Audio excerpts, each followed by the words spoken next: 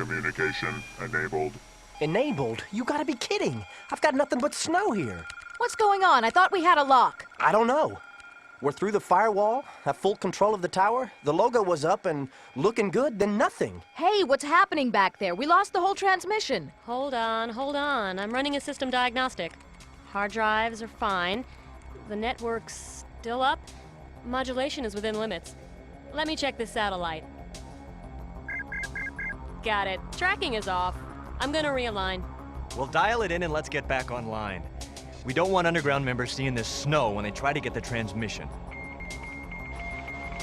You got the wrong bird, unless we're transmitting Spunko's commercials. Hang on. Hang on. We're hanging on dead air. Let's go. Okay, I'm reestablishing the lock. Picture should be clearing up.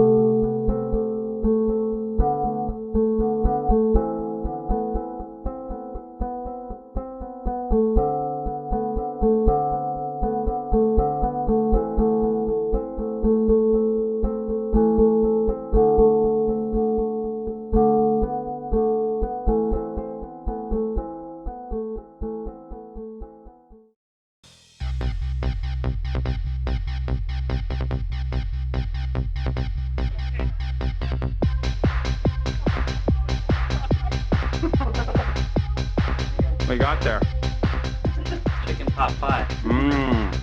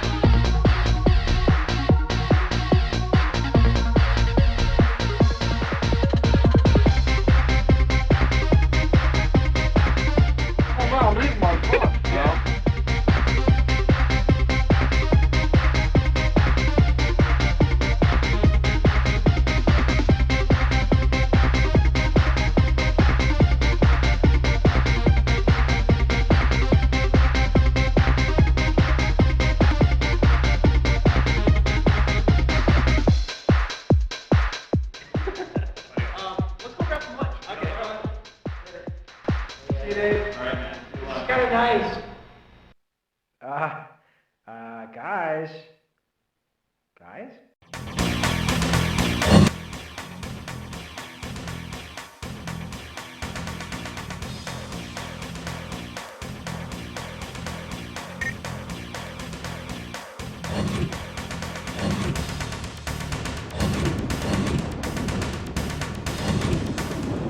E3 is America's largest trade show dedicated to the video game industry.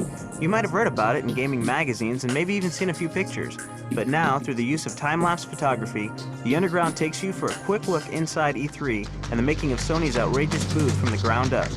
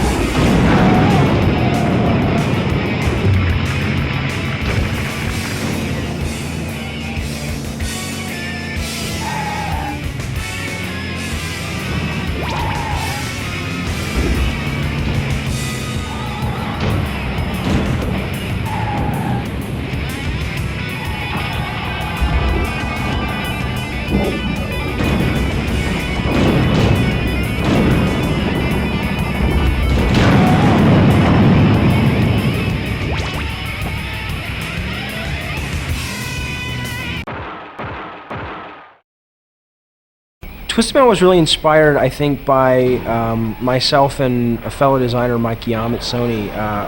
It was basically inspired by our deep love of action movies. You know, a lot of critics, I think, and people sort of say, you know, do we really need another car chase and things like that? And everyone's always bashing on car chases, but we love car chases. And, you know, what we really wanted to do with Twisted Metal was sort of give players the opportunity, and, you know, as importantly, give ourselves the opportunity to actually participate in an interactive car chase, to actually be behind the wheel of a car chase like in the movie Speed or Terminator or The French Connection. That was really the whole creative inspiration, and then it just happened to come along at a time when the technology was right. When we met with our developers, Single Track up in Utah, that was really the first time that we had really experienced affordable 3D that, you know, your home consumer could buy, and we realized that, you know, that idea, that inspiration for sort of wanting to put the player in a Hollywood action movie could actually finally be done, you know, via this really cool technology, which allowed you to actually live in these worlds and things like that. So. The first one wasn't. The first one was, I think the first one had all the heart that we wanted it to have. I mean, the first one is very much sort of like, we always compare it to sort of like a garage band version of, you know, what ultimately the game ended up being, which is Twisted Metal 2. The first one had all the heart that we wanted it to have, but it lacked a lot in terms of presentation, gameplay, things like that. But it wasn't until the second one that we were really able to make the game everything that we originally intended to make. Again, I'd have to say the gameplay.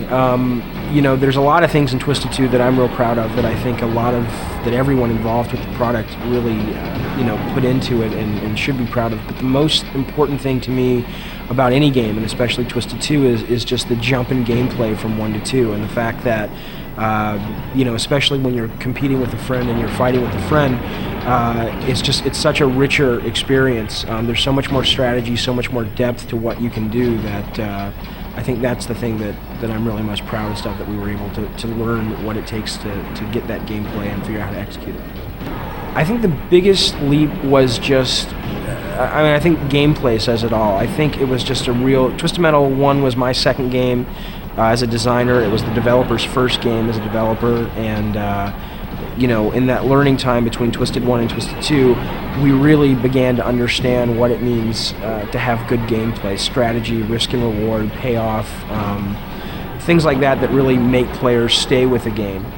Whereas Twisted Metal 1 it almost felt more thrown together than the second one. So gameplay, I guess, would be the key thing. You know, I really like mapping. I think mapping is just, you know, the key to what it means to be a designer. I mean, I love to sit down at the whiteboard, either with myself or with my fellow designers or fellow development team, and just really sit there with all these markers and figure out what the level is going to look like, or figure out what the strategy is in the level, or what the gameplay is in the level, and what the cool effects are. That really is the most fun. Not only because it's you get to let your imagination run wild, but because, you know, 12, 13, 14 months later, you get to see that, you know, terrible looking stick figure map on your whiteboard in your office is now translated into a playable video game with great graphics and sound and playability. So that, I think mapping would be the most fun thing that I do. I don't really have an average day in the sense that every day I come in and I shut my door and I design for 2 hours, and then after, you know, it's not that structured at all. All of my days are basically centered around making sure that the game that I'm working on at the time, and I only work on one game at a time, is all the elements are being poured into it. And some days that'll mean that I'm working on a map all day long for a certain level of the game. Other days that'll mean I'm working with the developers of the game or the artists, trying to figure out who the characters are that live in the world of the game. All the way up to, you know, dealing with marketing, who's trying to come up with a great slant for the ad in the magazines or television, or working with the testers to try to figure out where all the bugs are to make sure we can release the game on time. So it's just a whole, you know, I don't know, amalgam, I guess, of things that I do. But the cool thing about my job that I love about it is that I get this great variety of stuff that I get to do, but it's all centered around one thing, which is making a really great game. I think if you look at the games I've done, if you look at Twisted Metal 1, Twisted Metal 2, the game I'm working on now, you know, it's very apparent what I think about violence in video games. I have no problem with it. I mean, I feel it's a way, it's an outlet for, it's a release, I think, for the things that we have inside. I think it's crazy if someone tells you that, we are not violent creatures, and I would much rather rip someone's head off in a video game and get it out of my system than do it in the real world. And I think it allows that. I think it's one of the few mediums that does allow that. There's a game, it came out a while back, called Flashback, which came out for the 16-bit systems, PC, stuff like that, and that was really the first time ever that I had played a game that really immersed me in that world. I mean, for however long it took me to finish that game, I was there, I was in that world, and that, I think, is something that I hope that I can do one day, is really present players with gameplay in worlds that just totally suck them in and make them forget where they are. So I would say it would have been Flashback. I mean, today there are certainly games that are doing that very well today on PlayStation and other systems, just some wonderful games out there, but I think Flashback really for me was the first one that did it, and it sort of holds that ranking in my mind as the greatest game of all time, which I wish I would have done it, and I hope one day I can. I would love, well, I don't know if I would love to, because usually what I usually find that when you actually get into the job that you think is so great, it turns out to be really great, but there's a lot of hard work with it. So I don't think there's a perfect job out there.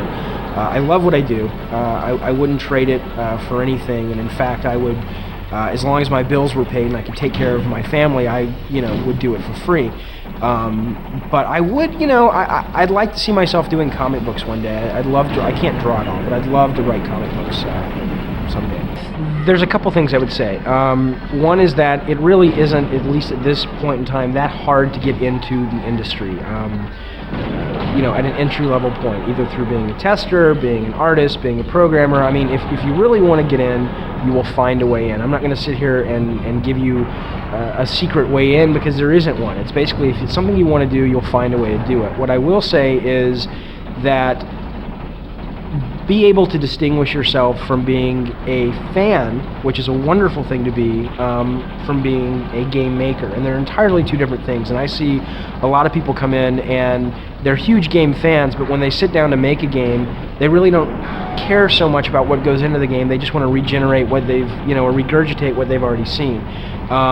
So I think really make sure you want to make games, and you should be able to design games. I always say, you should be able to have a coconut and a crayon and make something fun out of it. And the excuses of, well, I don't have a SGI machine and I don't have a 200 megahertz Pentium.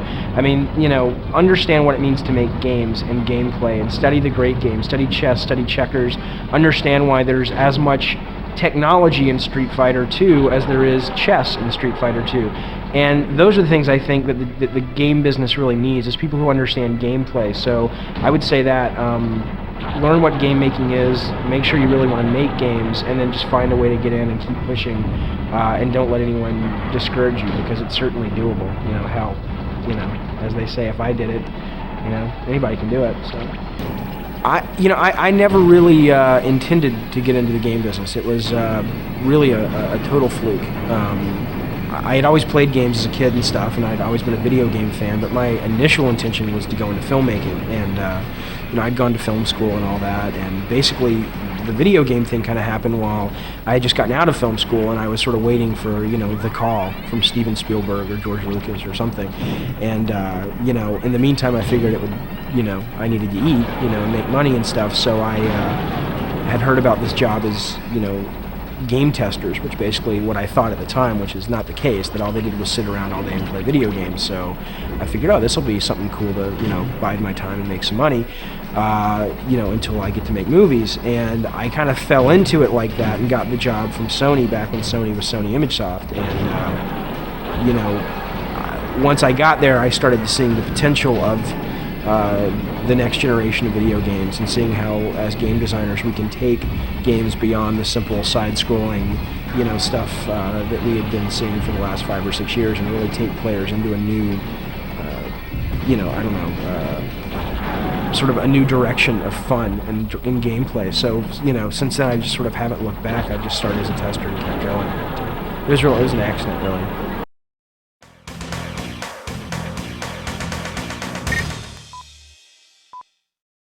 You may have already seen this. Style, sophistication, the ability to launch napalm into oncoming traffic. If these are the things you look for in an automobile, it's time you test drive Twisted Metal 2. Fully automated weaponry, dual rocket launchers, and the new APS flamethrowing system. All standard. Drive the 1997 Twisted Metal 2 on PlayStation from Sony, and let style be your weapon.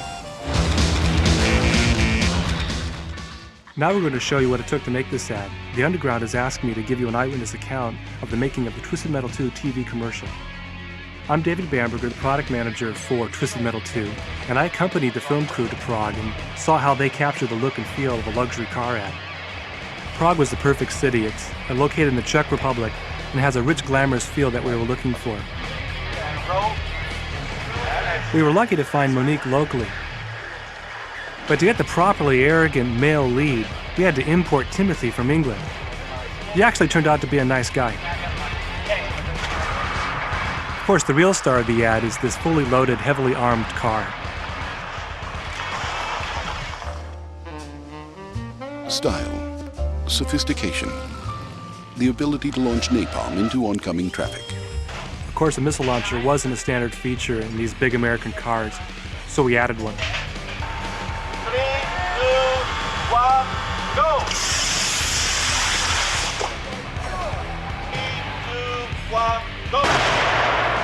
Instead of using a computer composite, we used a real explosion to get the reflection you're about to see in the actor's glasses. That's nice. That's very nice. Ability to launch napalm into oncoming traffic. If these are the things you look for in an automobile, it's time you test drive Twisted.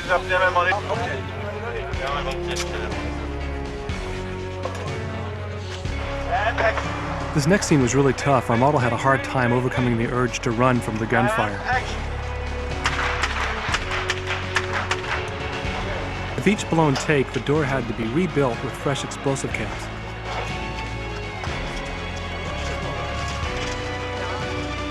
And action! With only one door panel left, she pulled it off perfectly. All standard. Drive the 1997 Twisted Metal 2 on PlayStation from Sony. This is one of the last shots we did because the flamethrower actually melted the hood of the car.